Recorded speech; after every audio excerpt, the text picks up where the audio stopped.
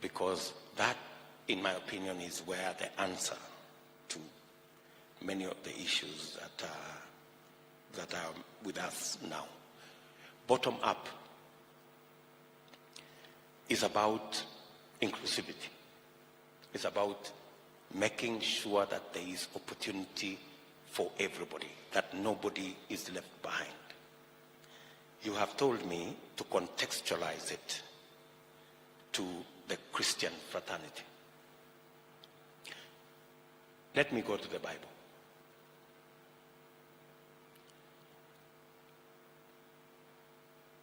Psalms 130, verses 7 and 8, speaks to bottom up.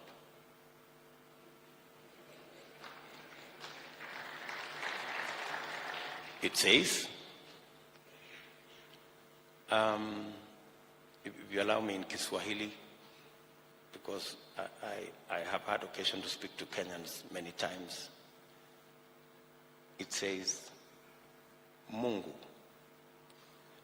umuinua mnyonge kutoka mavumbini, na Mungu humfanya fukara na maskini mpaka wakaketi meza moja na wafalme. Yeah? So, bottom up, that's the explanation. We want to fashion a country where we get the majority of our citizens, number one, who are jobless. The people at the bottom of the pyramid are the millions of young people walking our streets, walking our villages, walking our markets with certificates and without jobs. That's why I insist that we must have a deliberate. I know many people here are learned. Dr. Okinde is here, Dr. Mukanda is here, and many more doctors. And we have been told they are real doctors, which means they've gone to school. We must have, it's no longer fashionable for us to say we will grow the economy and the economy will create jobs. No. It's possible to grow the economy without creating jobs. We must, for the first time, insist on growing the economy and making sure that that economy actually grows jobs. Yeah? So that is number one.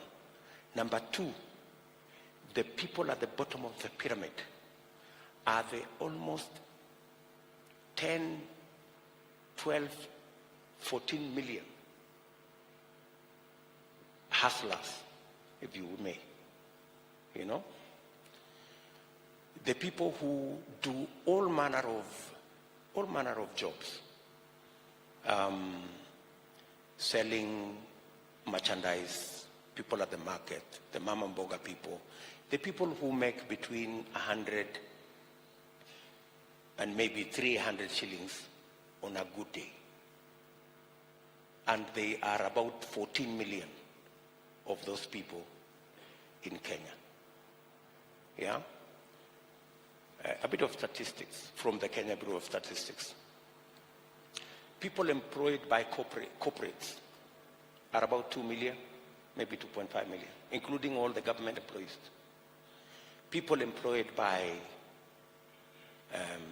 the formal sector, another 3 million people. A whole 14 million people are in this space. Micro, small, enterprise people. Those are the people we need to get to in two ways. Making sure they have a formal place for them to run their wares. I was in Trans Nzoia, for example, on Friday. No, on Sunday. I was in Trans Nzoia. And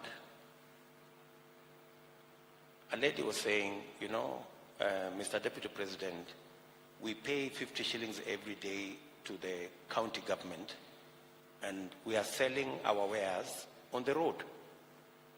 They haven't done nothing for us. They haven't built for us a market, but they come for the tax, you know. So these are the people. We need to get them a place to do their business. We need to make them access credit. And let me give you an example why this is very important.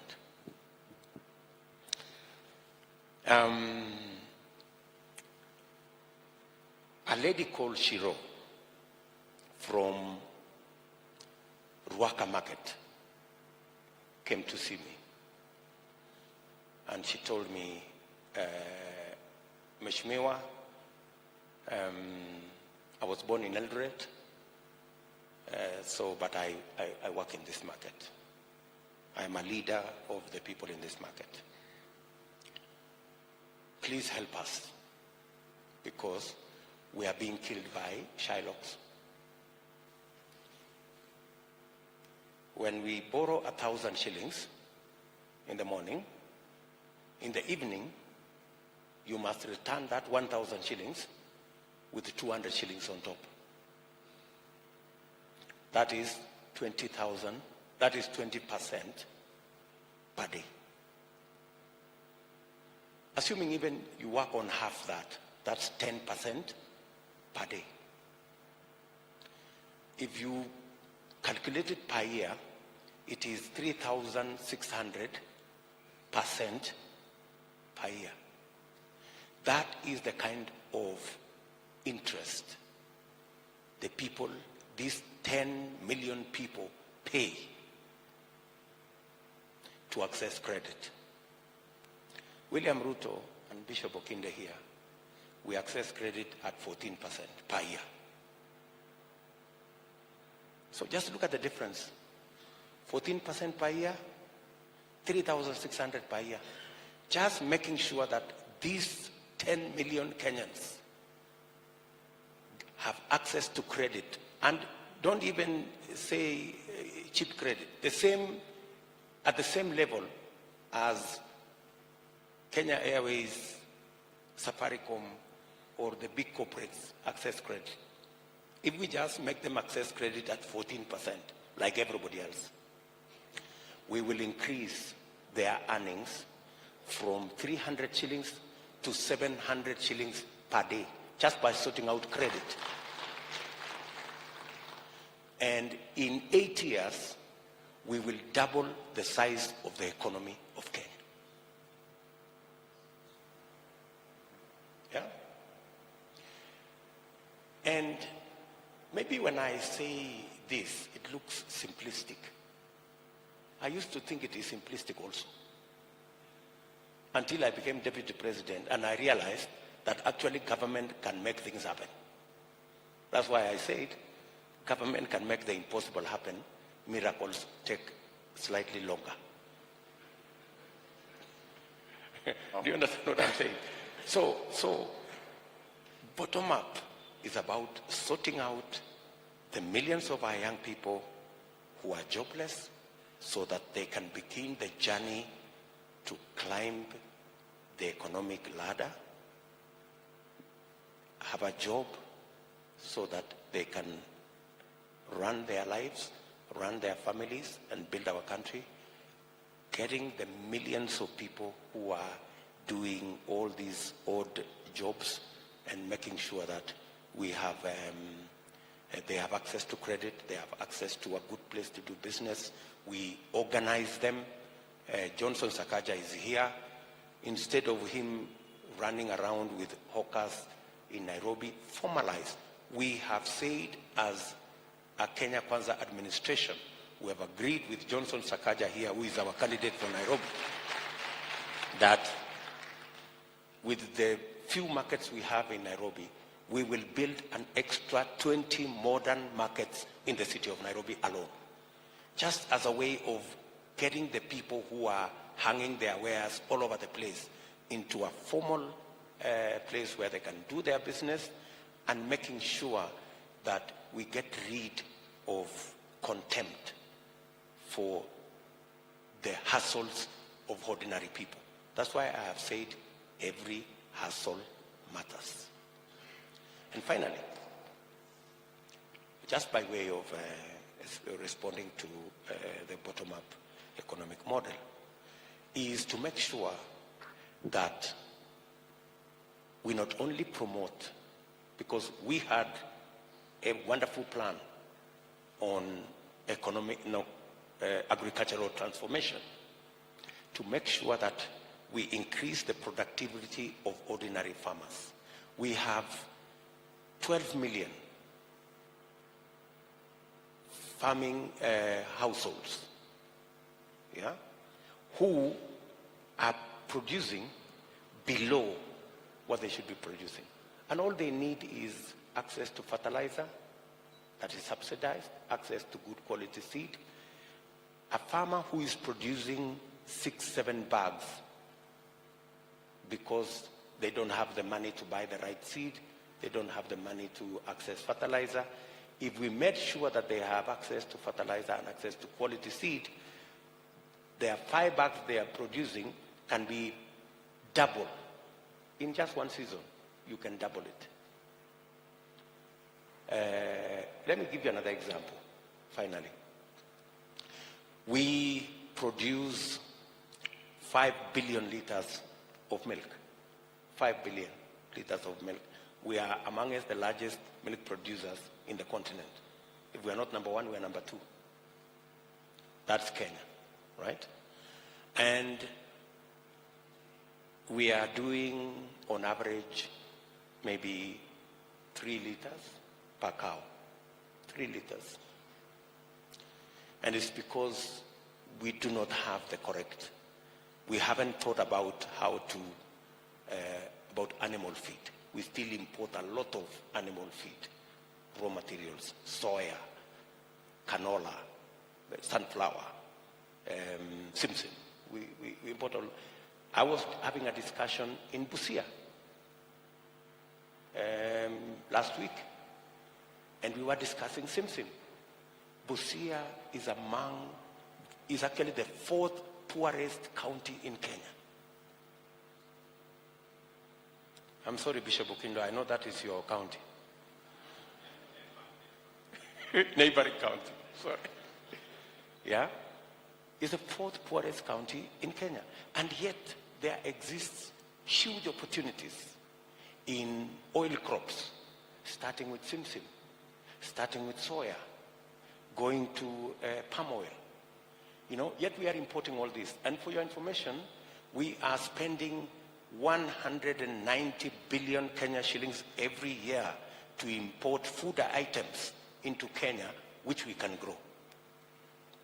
190 billion Kenya shillings. Edible oil alone, 80 billion shillings of edible oil we are importing. And these are things we can grow. So, what am I saying? The people, the farmers who today are languishing in poverty, we can increase their incomes, actually double their incomes. Like the one of milk I told you, if we just get the correct animal feed by making sure that farmers grow sunflower, we grow soya, we make sure that we have enough raw material, we can actually, for every cow, forget about the cows that are producing 40 liters per day. Even if we just moved our average from 3 to 10, we would increase our milk production from 5 billion liters to 15 billion liters. Forget about 15 billion liters, 10 billion liters. Do you know what that will do? Milk will overtake all our horticulture and what as a foreign exchange earner. And that does not require 10 years. It requires 2 seasons, and we are there. So I am so clear in my mind as to how we can change this country in our lifetime. We don't have to wait for 20 years. We can change Kenya in 10, 15 years, and whoever was not in our country will not recognize it when they come back. Now, all this that you've said is good and indeed can work, should work, must work. But when we are in a state of insecurity, then nothing gets realized. With every election cycle, unfortunately, insecurity seems to always crop up. We have ethnic mobilization. In recent times, we've had lapses, security lapses in Kerio Valley Triangle, Marsabit, Garissa, Laikipia, Lamu. We can only fear what might happen. That's a real fear. And it may even keep some away from turning up to vote, your voters and for others. So what assurance are you giving the Kenyans that they shall not, should not incite against each other to be peaceful before, during, and after, practically speaking? I think you've talked about, the issue you've raised has three facets from where I sit. We have insecurity because of criminals and crooks and terrorists and all these bad people, which we must firmly and decisively deal with as government.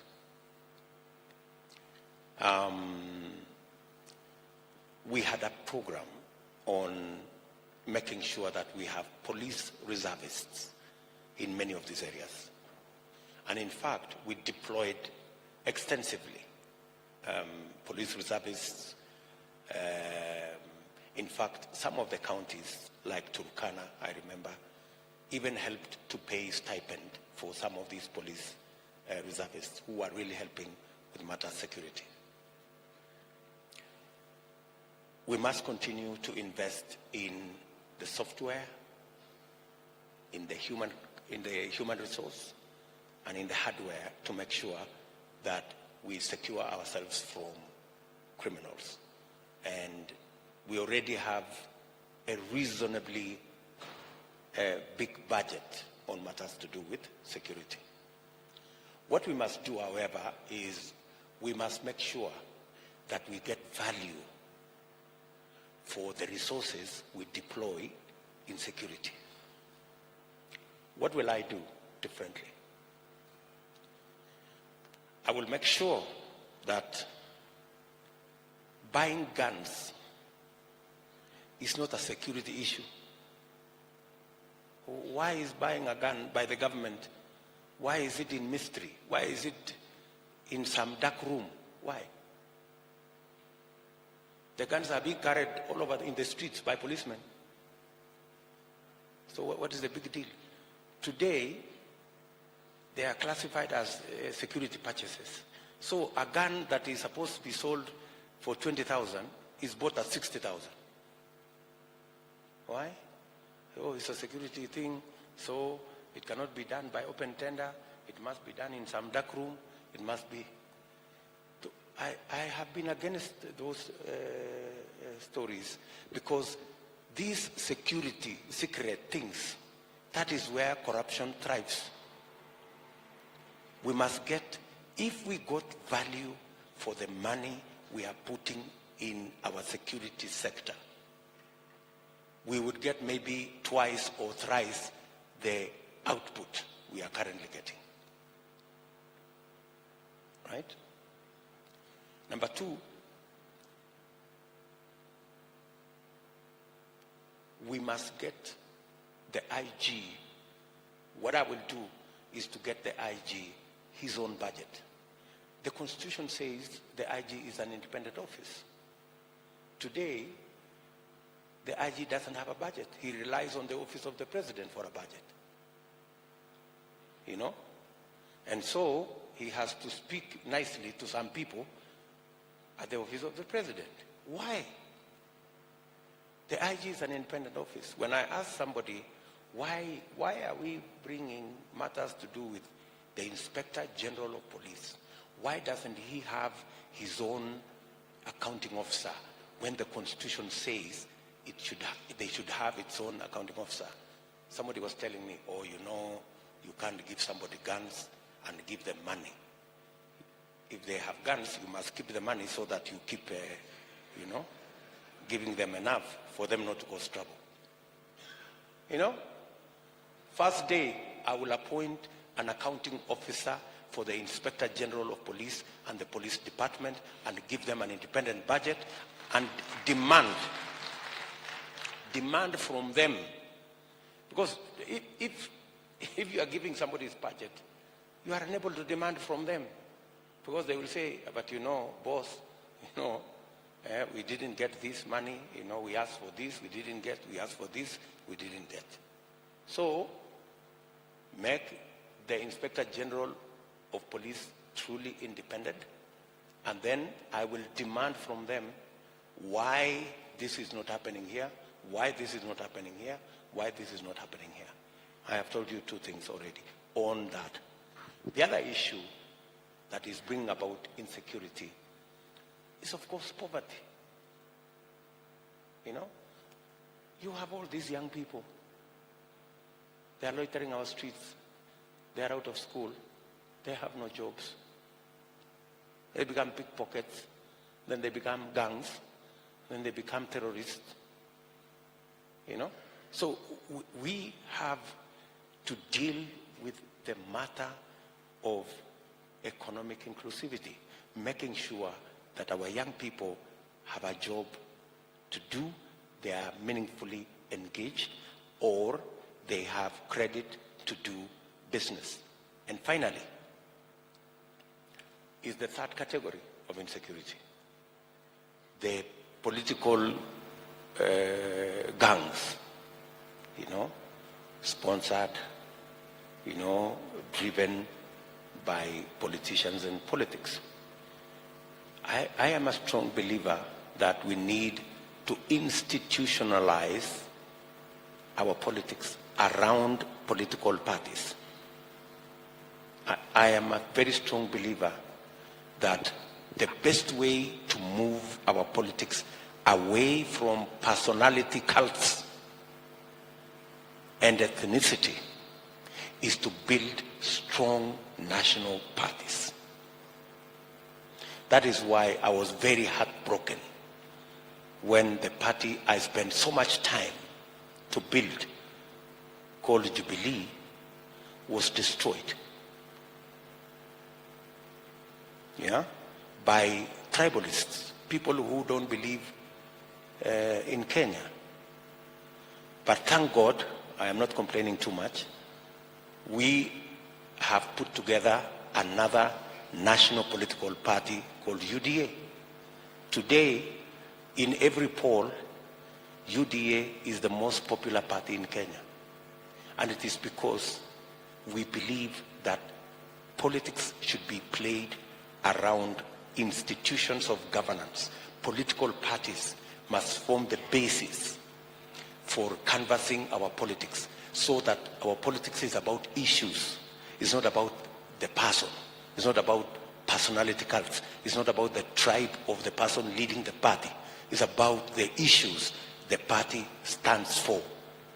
And that is why today, whether you like it or not, if you speak about UDA, people will think about bottom-up more than they will think about William Ruto.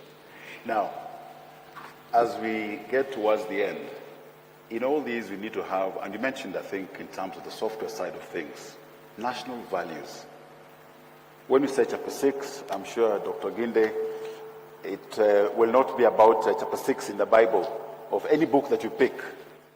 When you say chapter 6 in the Constitution, championing it, to what extent would your administration champion chapter 6? Because other things will fall in place no matter how well-intentioned and implementation of the economic model and other things come in.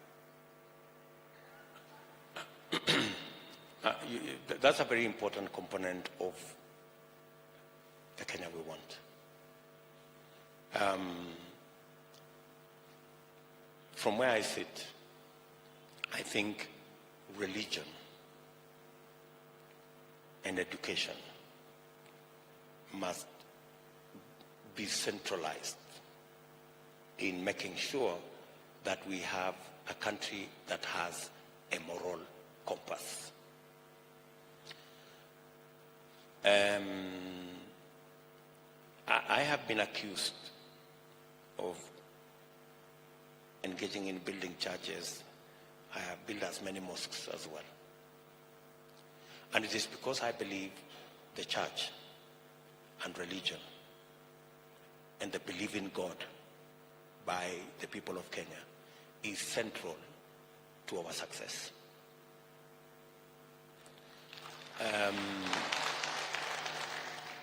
I am happy that the church and religious institutions are beginning to realize that they can no longer remain neutral. There is this thing, the church keeps, oh, you know, we are neutral. But the Bible says you are either warm or you are cold. You can't be somewhere there. I don't know which part of the scripture is neutral. You know? Maybe I need to be schooled, you know? So I think the centrality of the believing God, the centrality of our religious institutions, the centrality of the church in making sure that we have a country that has morals. The influence of our religious institution in our education is very important. The church must take sides. I have always taken sides. I take sides on the side of God, always. And I am unapologetic. And I am unashamed. I believe in God. And I cannot go somewhere and then I say, oh, you know, I am neutral. I am not neutral. I am not neutral. I believe in God.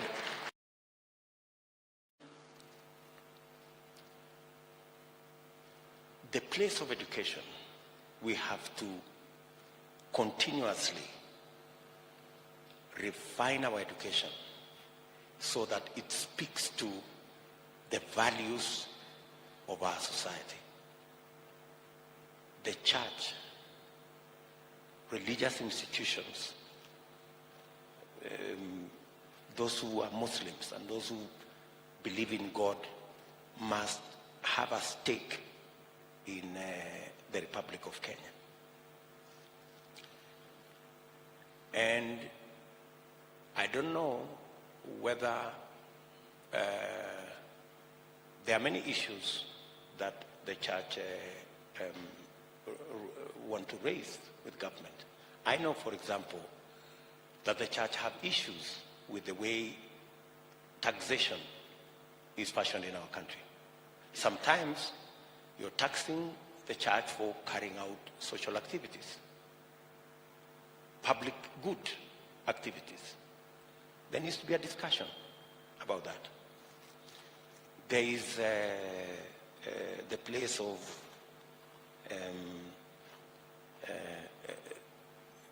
the church and owning property.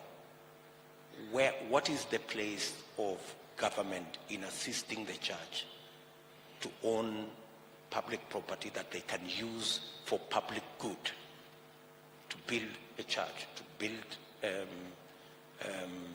a rehab, to build a children's home, you know, and those kind of things. That's a discussion I am willing to have. But the church must step forward. You know, they cannot continue to be in a neutral place where they don't know whether they're going right or they're... Now, and I'm saying this because yes, I'm a Christian, right, and I'm speaking my heart, you know.